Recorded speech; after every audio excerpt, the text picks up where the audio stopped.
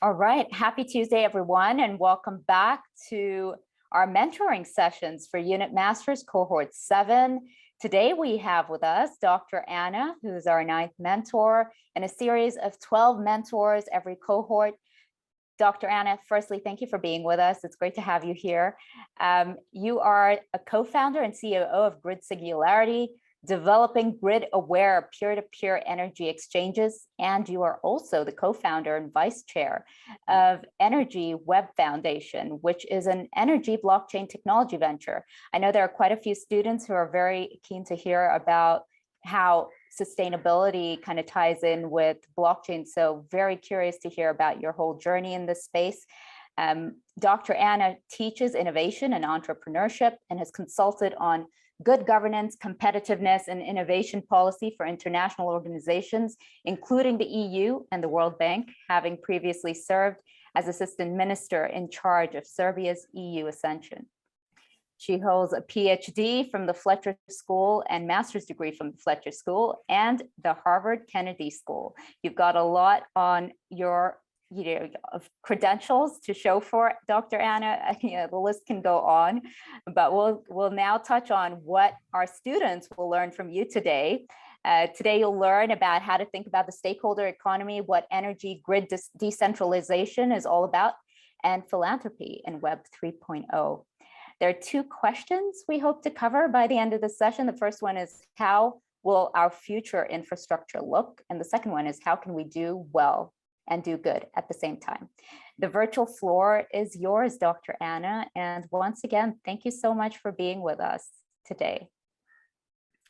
Thank you for the invitation. And I will try to keep my presentation relatively brief so we have more time for your questions and to have real discussion today. It's been difficult to think about how to prepare a presentation. So I will let you know a little bit about the appeal of why we started building a network to manage better energy and where we're at today. And hopefully that will serve as a platform for a discussion in the second part of today's session. So I will try to share my screen. Yes, so the motto of Grid Singularity, the company that I co-founded together with pioneers in both blockchain and energy transformation, is You Are Energy. And I will just briefly talk about how we got here without going into the history, because that would take longer, but just about some of the fundamentals. So what was the appeal? The appeal was that the energy market, which is the market that we're working in, is increasingly distributed, right? Fortunately, the renewable resources are becoming abundant and are serving an important role in our energy transition today. At the same time, the energy management is still mainly centralized and in many ways inefficient. Here comes blockchain as a distributed technology, which offers the prospect of a better and more democratic data management, together with resilience that is necessary for an industry like energy. And the motto of this Web3 development is less trust, more truth, to quote Gavin Wood, who coined the term and who's also co-founder of Grid Singularity. I'm also giving you a link to a recent Wired article about this topic, which I feel that all students of economics and sustainability should read to see where we're all heading. And it's a sector that has experienced very fast development that we have followed from the launch of Ethereum to the Polkadot ecosystem development today. And this is the space that we have been in. What was most appealing to me personally related to energy and environmental rights, that you can really empower with the use of tech in many different ways. So where did we go? as a company, Grid Singularity, we felt that this was a time when many other companies, based on very little, managed to secure significant funding, and many of these schemes were schemes that were not ethical and where people invested based on very low information, so-called ICOs. Instead of pursuing the ICO route, which meant a lot of funding in very little time, we opted for a more traditional or even conservative route, if you want to call it. And we established a public blockchain by funding the first POA network, Cohort network, that was built by Parity at the time. And I put a side note here because I do find it very interesting to note that the energy industry directly funded the development of blockchain in a period where this was critical, and supported the blockchain development at this time. And one other note that I would like to emphasize is that this is also a time where competitors became collaborators, because they all sensed that the technology was relatively early in development, that you needed joint effort to create joint standards, and that you needed to share the investment, the risk, and the prospects together, including development prospects. And we are, I believe, still the only industry blockchain that is public. When I say industry, and this was very important to us, it is energy companies from around the globe. So from Japan and Singapore to different places in Europe, US, and Latin America. So really a diverse global geographic focus, and not only corporates, but also startups and many other stakeholders, including researchers and NGOs that we plugged in very early on to establish EnergyWeb. And the keywords that are highlighted here are transparency, interoperability, efficiency, automation, provenance, standards, sharing. And you can say that this is applicable in any industry. And in the energy industry, it is particularly poignant as to how valuable this is, considering the state of affairs that is a factual one on the market, which is a distributed one, and where we need technology so that we can move the management to be distributed more effective. One other question that is often asked, you are in the energy sector, but you are contributing to overuse of electricity. And I don't understand why this is still the question today in late 2021, but it is. And many people are not aware that there are blockchains that don't overuse electricity, and we were one of those from the beginning. And today I do not understand why there are still blockchains that overuse electricity. One of the actions that EnergyWeb started has been this climate accord, climate crypto accord, where those blockchains that are polluting by overusing electricity can pay for it and get certificates of origin the way other corporates do. And fortunately, this is becoming more a policy, and the blockchain industry is also realizing that they have to act more sustainably, and the Crypto Climate Accord allows them to do that. And another question that is often asked is, it's still talk, it's still the future, it's not the present, it's still early.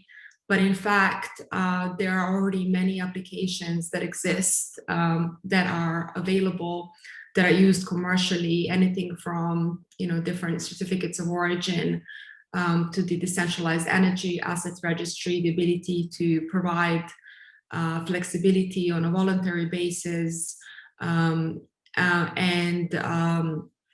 The one area that is the most promising and still still not fully on board is the peer-to-peer, and that's the area that we have been working in. It is obviously also the most challenging and difficult area for blockchain, but also the one that's most promising in terms of rewards for the individual. Here are some bullet points that I just dug out for this presentation. They come from a paper that I published a few years ago, where I joined my two interests, which is blockchain and good governance. And I looked at the principles of good governance, which are the headings of the bullets, that it's participatory, consensus-oriented, accountable, transparent, responsive, effective and efficient, equitable and inclusive, follows the rule of law. If you look at these, some of them seem to be inherent in the very design of blockchain. And when I say that, I mean authentic blockchains, because there are many blockchains available today that are not authentic in the true spirit of blockchain is. They are still not sufficiently decentralized, they are not public, and therefore, I wouldn't call them blockchain in the authentic sense of the word. But if you look at the authentic blockchain, it is by design all of these things, but, and there is the but, which is, you can say it is transparent, but it's only for those that understand and the formula, the programming, and some of the regulation. It was good that there was a delay in regulation in some sense. So, for example, the European Parliament early on discussed blockchain and decided that they should not yet interfere because technology should not be regulated, applications should be regulated, and that's the right approach. But in industries that need to be regulated to protect citizens, like finance and energy, they exist. So, for example, in finance, the delay caused many people to be cheated in the ICOs because it was allowed to participate in this investment without sufficient information. Now, one might say that we're still not at the level where investors are sufficiently informed. And this is the role of people working in blockchain who don't come from a programming background. And I know many people who follow this course don't, but there is a very important role for people to bring this accountability and transparency by weaving in some of the good rules that exist in the non-tech environment and translating this to a blockchain-based product and integrating this into a blockchain-based product. And these interfaces, everything that is associated to the product become ever more important. One topic that has become very popular this year, which are the NFTs, where many people now go to OpenSea or another platform and they buy something in a speculative manner, hoping that it may gain value without sufficient information about what it is, where we now feel that there is a need for curators. We also feel that there is a need to take advantage of the functionality of the NFTs for other uses. So, for example, if that is a digital version of an actual product, so-called a digital, it could also contain information about how this product was produced. So, include or integrate certification and serve an additional purpose rather than just track the product and be a certificate of authenticity, which in itself is also an important value. Then I also have a point about equity and inclusivity, where when you create a blockchain platform, you're mimicking the conditions in the market, and you have to make sure that you're also providing enough diversity and that you're providing a fair market competition rather than limiting the market to a few players. And from a legal perspective, I think that more and more competition antitrust lawyers will start looking into different blockchain platforms, and for a good reason. And at the same time, we need to think about how can we include more people in this new economy? What can we do? And one of the tools obviously is education and awareness, which is why I'm participating in this session and supporting the work of UNIT. Now, where are we as a company? It's really these three questions on the left where we want to be, which is that we want to allow people choices as to where they want to buy from or sell to, what it is and who it is, to be able to choose the source of their energy, to be able to choose who they trade with, and even say if there's a hospital generator, I prefer to buy surplus energy from that hospital generator, or there is a unit office and I'll buy energy from their solar panel on their office because I want to support their work. So I will let them make money from their surplus energy and buy from them and make sure that their energy is bought, and I will satisfy my needs as a household. So this is where we want to be. And the technology is there or almost there. And this is an area where regulation has to catch up. So in some cases, the regulation is too delayed, like in the case of finance that I explained, where it did not protect people sufficiently. And in some cases, such as energy, the reform is very slow. So the interest of the regulators is to provide all of this. Our mission is aligned with the regulatory mission to provide better energy rights to people. But it is a very conservative industry and it's moving very slow. So there are changes in legislation around the world to allow this, but still happening at a very, very slow pace. This is our architecture, and if people are more interested in the tech, I can speak about it more later. I would just like to emphasize that it is open source, that it is interoperable, and that we are building another open source tool stack, including the Energy Web switchboard for decentralized energy assets. We're also speaking with Ocean Protocol to build a decentralized marketplace for data and data algorithms, and therefore taking advantage of this very efficient puzzle system that the blockchain can offer. Our challenges are in regulation, and if you look at the data issues, they go back to the challenges of the market and the answers that blockchain provides. So this is why blockchain is an important part of our technology, and it's not the only part. And I want to emphasize that as well. It's generally always a hybrid IT solution, including blockchain. And one of the things that we did last year is a hackathon, where we let people think about, how would they imagine an energy app? And this is one of the apps that came about, where you can create your energy club, and where your energy app looks more like a social media channel than just comfort versus price, because tech can do more, and it can be one of the ways that we communicate as a society.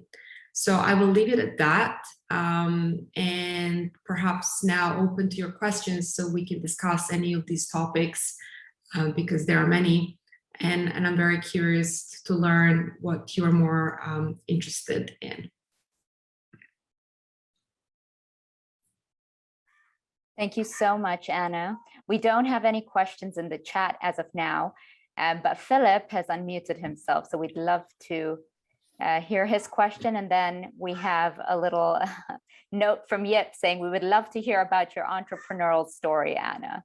So take us through your journey. All right, Philip, go ahead. Thank you very much. Absolutely fascinating. I mean, to be honest, I really hadn't thought about applying Web3 to energy before I saw the title of this talk dropping into my inbox at 9 o'clock this morning. So absolutely fascinating to see what you're doing. energy is such a massively regulated market with so many huge players. Now, there was a model which was disrupting the energy market some 25 years ago, and I ended up a victim to this, and that was Enron. How are you going to get critical mass with what you're doing? I mean, it's absolutely needed, but I mean, how are you going to get from where you are now to where we all hope it's going to go? Okay, thank you for your question, and maybe I will try to weave that into Yip's question because it is related.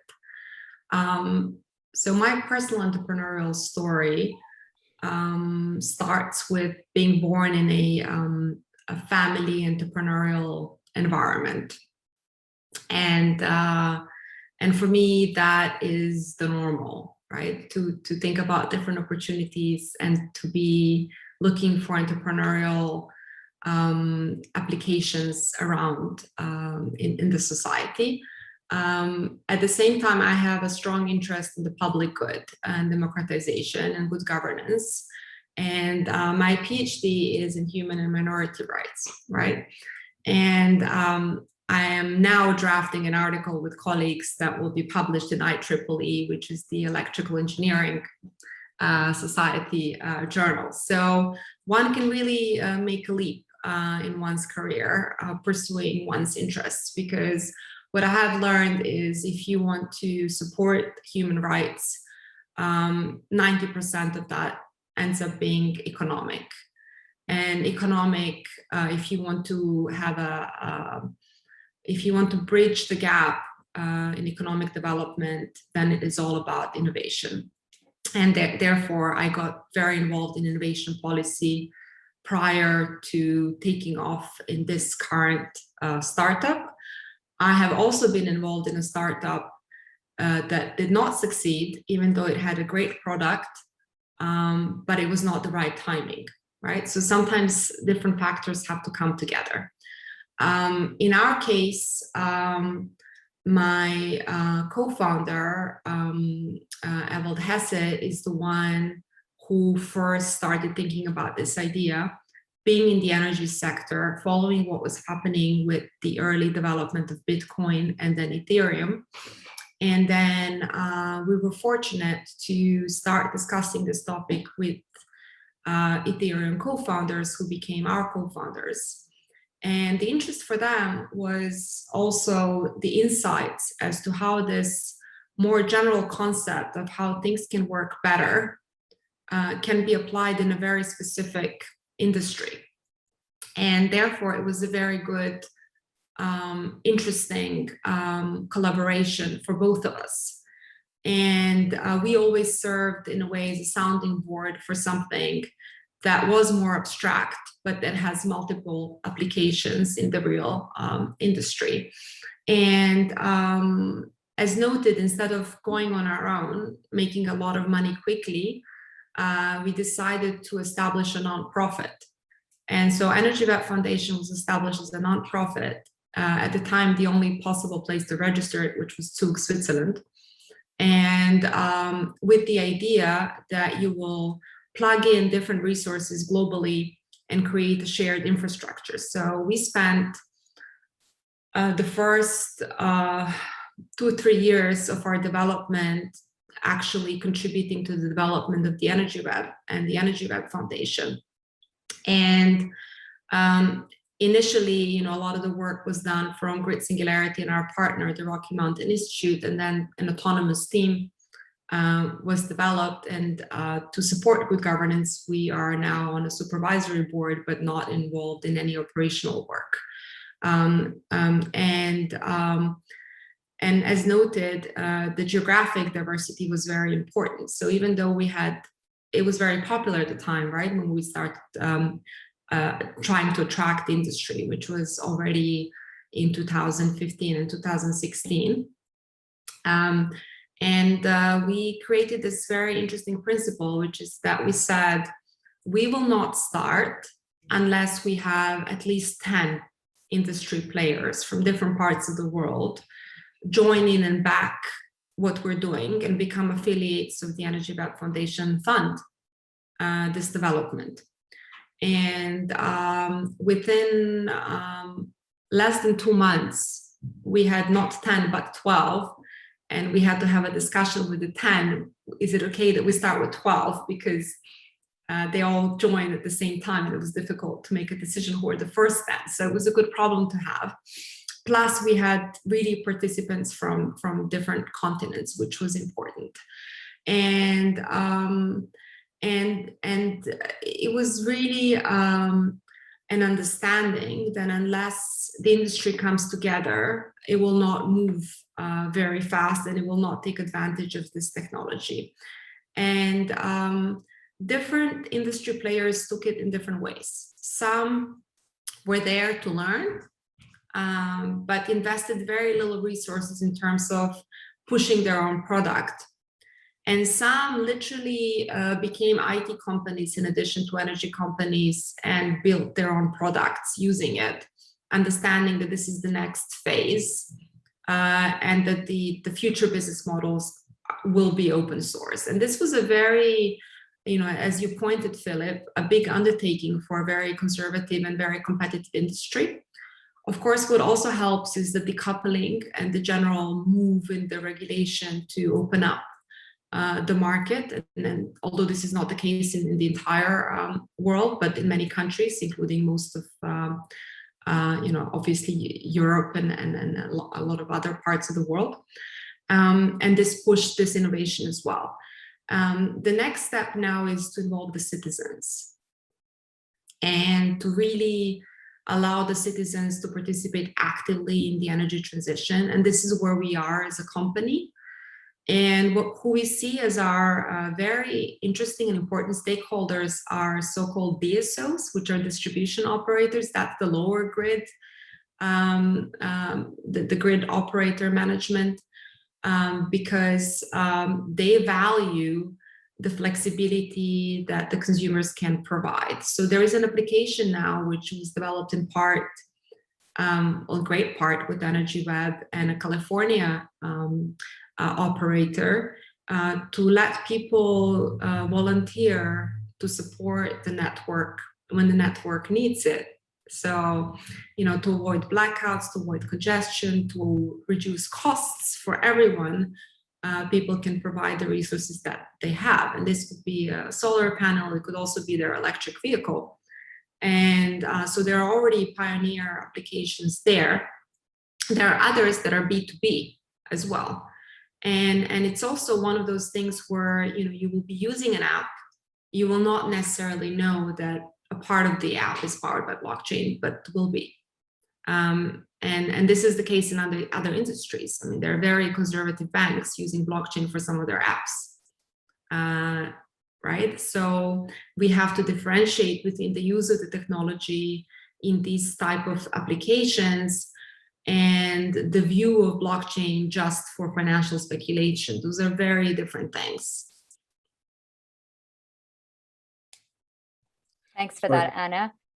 Philip, just a moment. There are actually 2 other questions in the chat, so we'll go through that and then come back to you, Philip. All right, so we have a question from Dennis over here. He says, how does it work? And Dennis is referring to the peer-to-peer energy grid. How to buy from someone's solar panel without a cable between the both of you. How does it work technically? So just a bit more explanation of that would be great. Okay, that's a great question. And we will always need the cables, right? It's not that we will not need them. It's just that we will need them less. And there is also a differentiation between the cables in the industry. There are lower levels and higher levels of the grid. And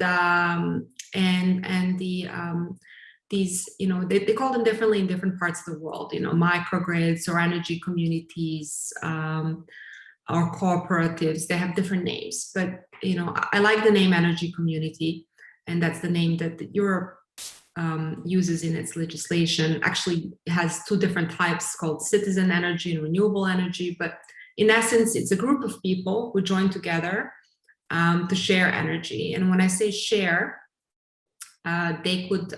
everybody could have their own resources, and there could be a person that has no resources, but will still be able to buy cheaper energy from their neighbor than from a bigger energy supplier that has all the costs to bring that energy to the house.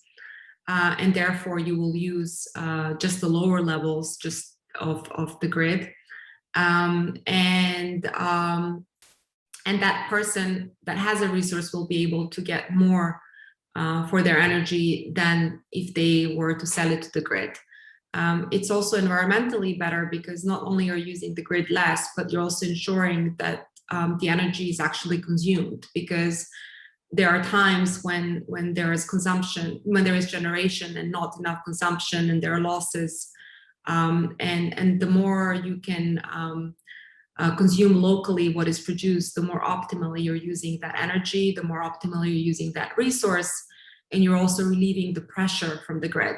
And the grid requires investment cables, especially as we add more resources. So with these digital solutions, you're balancing that need for more investment, you're reducing the need for investment in the cables, and you're supporting the overall infrastructure as well. So how is it done in practice? That depends on regulation, right? There are small microgrids or communities where you're just accounting for things differently on the outside, and in the inside you're trading. There are now legislation that also allow directly peer-to-peer trading, and this is new, for example, in Austria and Europe. So we will now be able to let people trade directly. And again, they will not be doing anything on a big screen like a wholesale energy trader. They will just have certain preferences set that manage their assets to allow for this. So for it to work, you need the least possible engagement from a person, because people often say they want to do things, but the actual engagement ends up being limited. So you need to make it very easy to use and to implement. And here again, we come to these additional skills that are beyond engineering, that you need design skills, you need someone to think through the process. And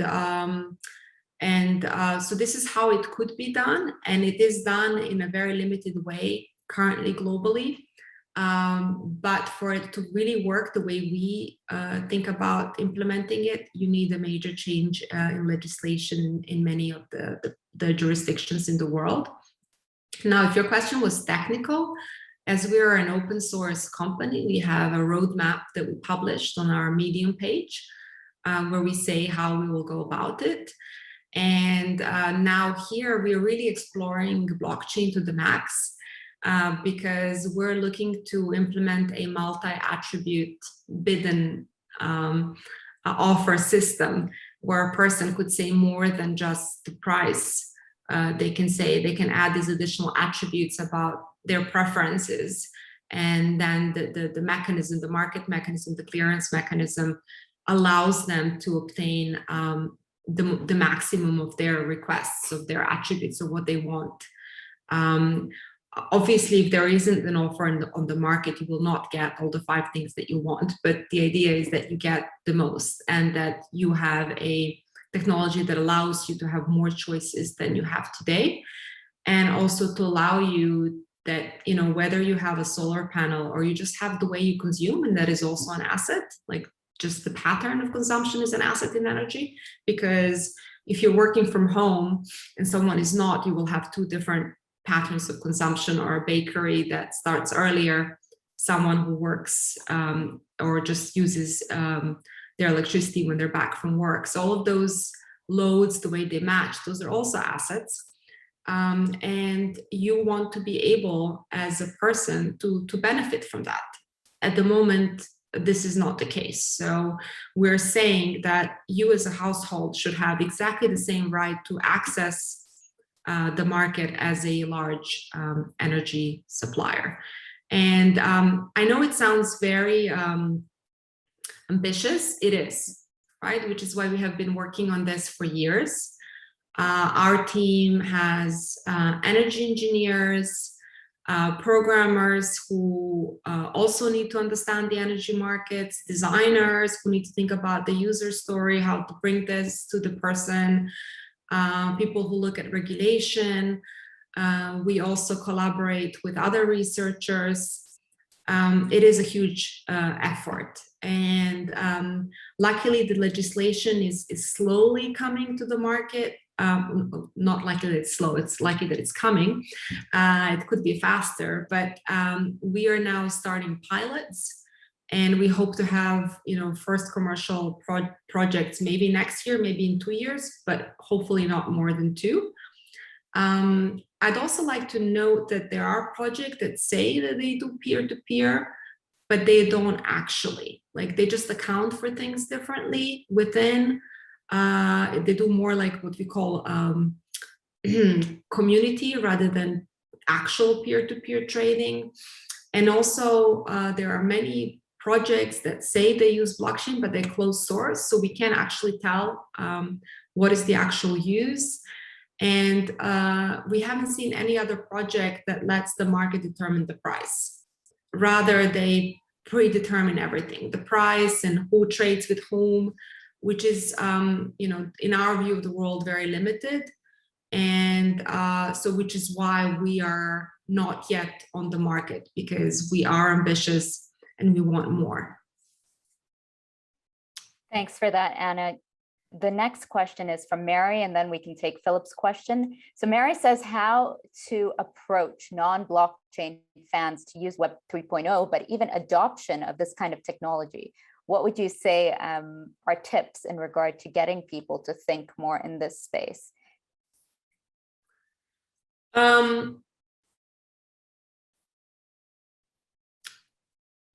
I'm happy that the NFT craze happened this year, because it was a very plastic, simple way to demonstrate what the technology can do, right?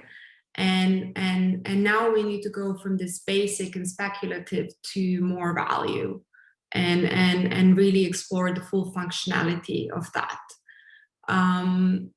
Likewise, many of the applications that Energy Web has already put on the market have popularized the practical aspects of using blockchain, and not just looking at it as a very future tech. And then, we can talk about other fields where it's been implemented. If the question is about, non-tech people, you can't avoid learning about the tech, right? So you still need to learn what the tech does. And I'm going to use an example I often use, but I still find engineers surprised when I tell them that not everyone knows how the TV works, right? But we all know what it does. So likewise, you don't need to be able to program to understand the functionality that technology can bring. So you do need to learn about the functionality. You do need to learn about different features, right? How does it bring security? How does it bring privacy? Who can influence the product? Why is it important that it's decentralized? Why is it important, that not a few people can control it? Why is it important that it can do this or that, right? So you need to understand first what the technology can do. Then you need to understand that for a product that you're working on, how it does that and why that is the best choice.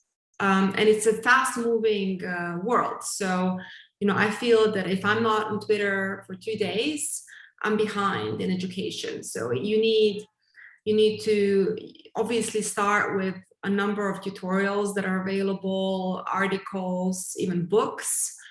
And then when you get into a niche area and a product that you're working on, then you need to follow people who are experts in that field and understand, what else can you do? So, I'll give you an example. I was at the Lisbon Blockchain Week a few weeks ago, and, I had, first interesting conversations about how some products scaled and they forgot about the user and how they need to work on work on better communication with the user, better documentation. This is not for programmers. I mean, this needs people who are not programmers who will translate what the product does into a better user experience.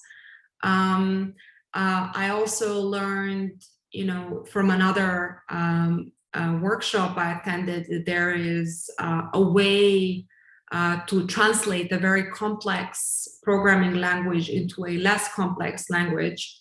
And I shared this information with a few programmers who were very happy to learn about that. So you really have to stay alert and understand what are the different ways that you can help develop the product that you're working on. And the skills that you bring are analytical, legal, design, just thinking about how to improve the functionality of the product. All of this requires non-programming skills, but it also necessitates that you understand how the technology works. What else can we do to involve people more? I think, the more applications there are on the market, the more buzz there is, people will get involved. It's also a task for educators. And I'm also talking about formal education to bring this topic earlier on to the fore and to have people start thinking about the world in a different way, because you also need a reset, right? So when we talk about the way we approach the market with our application that we're currently developing to enable peer-to-peer trading and full local energy markets, when we speak with people who know about how the energy markets work, we tell them first, okay, so now forget about how it works now. Just scratch all of that, start from a blank page, reset, right? And this is how it could work. Because if you start thinking from the current, you will not reach the max functionality. And that's why you also need people who are not always from the industry to come in and shape a different view. Thanks for that, Anna. Philip, go ahead. Okay, yeah, I'm rather reminded by how electricity generation started 100 and something years ago, when very often power stations were built by cooperatives or municipalities, driven by the need for power for public tramways and metros and things like that. So that reversal to localization, I think, is something which is very possible. My question is that the energy industry is facing an inevitable turnover and revolution through renewables, and particularly the advances in battery power. I think battery technology advances are going to completely change things. Presumably, they are your natural allies in introducing this revolution. Yes. And I think we all are more educated about our energy use as consumers, right? So using an electric vehicle does not necessarily help transition, right? An electric train helps the transition more than one vehicle, right? It depends on how many people use it. There's the whole topic about how it's produced, how you are disposing of the battery and whatever else is part of your product. I'm talking about batteries, mass storage devices, iron oxide. Yes. I'm not down at electric vehicles. I'm talking about wind farms, solar, and because that's going to totally, looking at the price curves. I mean, my estimate is that hydrocarbon generated power is going to be uneconomic by as early as 2025. So correct. I talked about electric vehicles because more people have them, right? And they are mobile batteries, and there are ways to integrate them better into the economy. I have a friend who wants to demonstrate how a number of EVs can provide electricity to a football stadium during a match as a support to their team. Yes, but what you're talking about is even more important, which is if you're a community, right, and everybody has an asset, whether that's just the way they're consumed, or they may also have a solar panel or a heat pump or something else. What I talked about earlier is that you can sell to each other, and the person buying will get it at a better price, the person selling will get it at a better price. There's an economic benefit.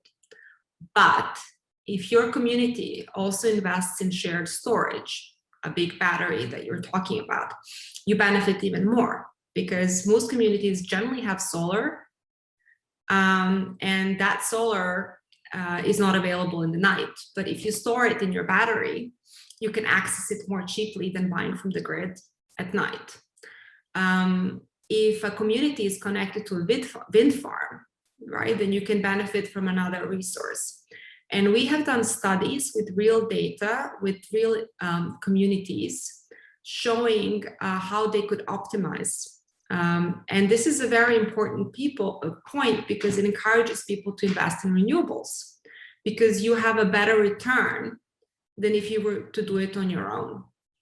And it's also an important point when it comes to inclusion and economic, or rather energy poverty, because what we have also shown that if a community that has resources connects to another community that doesn't have resources, the community next door can also enjoy more benefits and have lower energy prices, and also contribute to the environment by consuming more locally.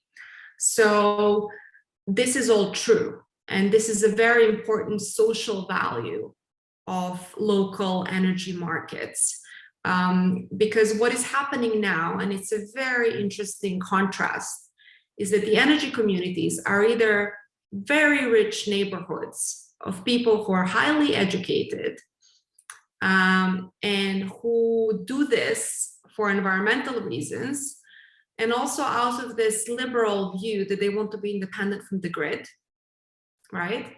So A, they want to contribute, and B, they don't want to rely on anyone, and they can afford it. And then on the other hand, we have communities that have no access to energy, and that are pursuing local energy markets as a way to, in islanded communities not connected to the grid, have basic access to energy. And generally, these communities use systems that are more expensive. And for them, shared storage and batteries are extremely important. And with this new technology, you can help both. But it's very important that the system is grid aware, because you can help meet social aspects in addition to just people with more resources profiting from local trading. But profit in this sense should not be looked at as a bad thing, because it is a return on investment, and they will invest more. And I would like to also emphasize that we have made the simulation of how our system works available and free on our website. So any one of you can go on our website, gridsingularity.com, and create a free simulation of the local energy market and understand what would be the benefits if your street started trading internally. And we did this to encourage people to think about investing in renewables, and also to think about looking into what the rules are in where they live to register as a community, a microgrid, or wherever you are, they're called differently, and to explore this. And then you can also investigate, if we as a community invest in joint storage, how do we all benefit, and what will be the return? And this type of simulations exist in the world, but they're generally something that vendors pay for. And we wanted to make it free so that people can get more awareness about what they can do. So while we work with companies that connect energy assets, we don't work directly with households. We felt that it was important to contribute to the general education about the benefits of local energy markets, the benefits of investing in renewables, because you're correct, with the prices going down, it is no longer something that a more wealthy part of the society can afford. And at the same time, if we implement local energy markets where we allow communities to trade with next door community, even if that community doesn't have resources, we can have wider social benefits and sharing in the economy.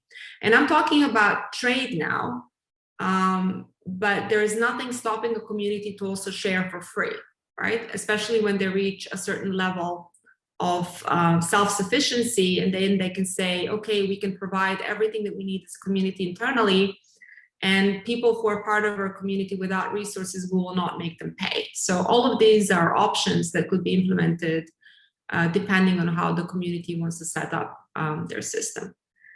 Now, I know we don't have a lot of time. Let me try to go through the questions in the chat here just to help.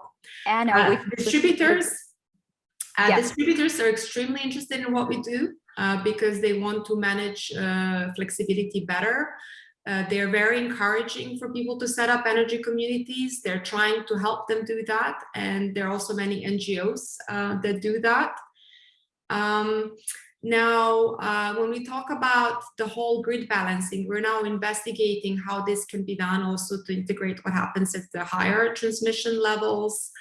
But it also, again, requires changes in legislation.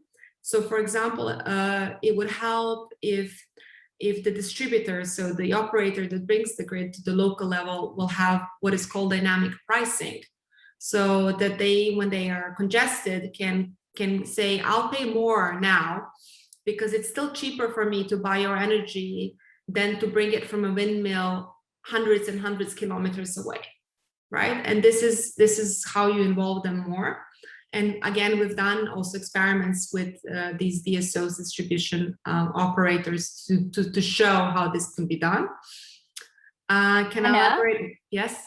Just for the purpose of time, because we're going to have a breakout room at the end, and we really want to get everything we possibly can get from you. Sorry, I was trying to get as many questions as I possible. know, you're amazing. It's so amazing. We would love to have you for more time, but I think just for the audience, if you could summarize for us from a bird's eye perspective, what are the key takeaways you would want people to really have from this session, and maybe touch a little bit about who the main stakeholders in this energy ecosystem are and who will really benefit from it in the long run.